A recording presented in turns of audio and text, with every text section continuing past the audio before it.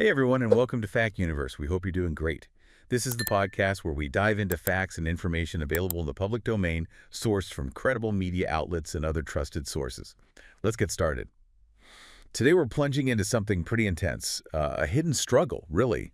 It's like this high-stakes chess match playing out across the Middle East. Invisible pieces, unseen moves. Exactly. We're talking about the shadow war between Israel's Mossad and Iran's Quds Force.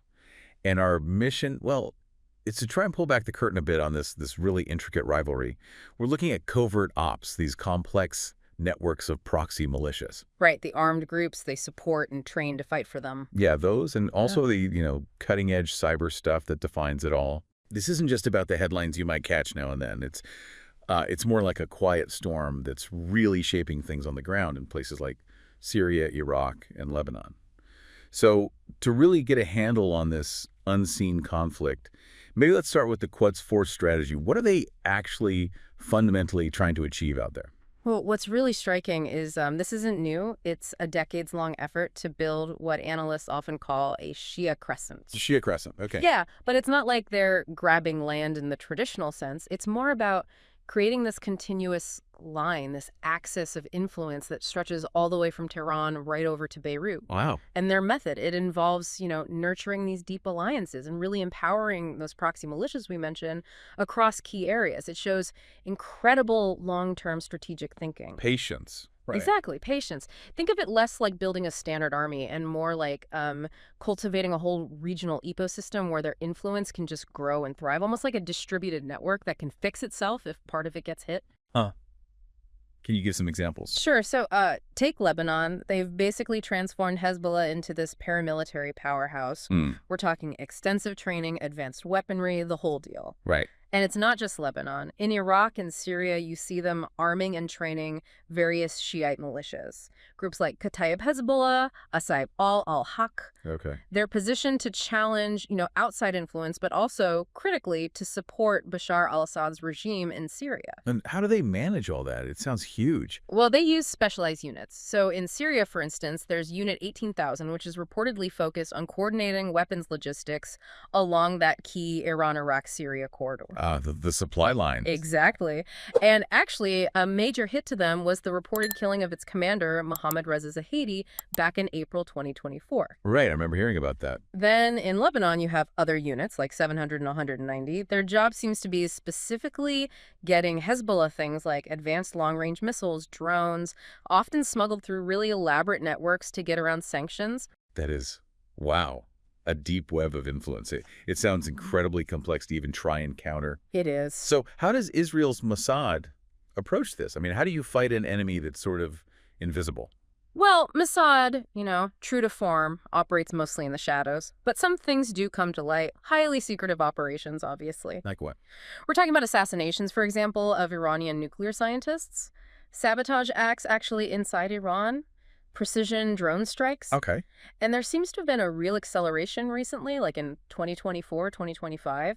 Targeted airstrikes taking out multiple Iranian intelligence chiefs, senior military officials, including top IRGC and Quds Force commanders. So direct hits on leadership. Yeah, kinetic actions. Given all that, how has technology, especially cyber tech, changed this shadow war? It feels like a whole new battlefield where the rules are still kind of fuzzy. Oh, absolutely. The cyber front is critical. It really does change the game. I mean, think back to 2010 Stuxnet. Stuxnet, right. The worm. Exactly. That was believed to be a joint thing, Israeli Unit 8200 and U.S. cyber agencies.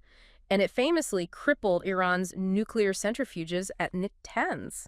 Set their program back years. And that was significant because... What was huge about Stuxnet wasn't just, stealing data. It was the first known cyber weapon to actually cause physical destruction. Wow. Yeah.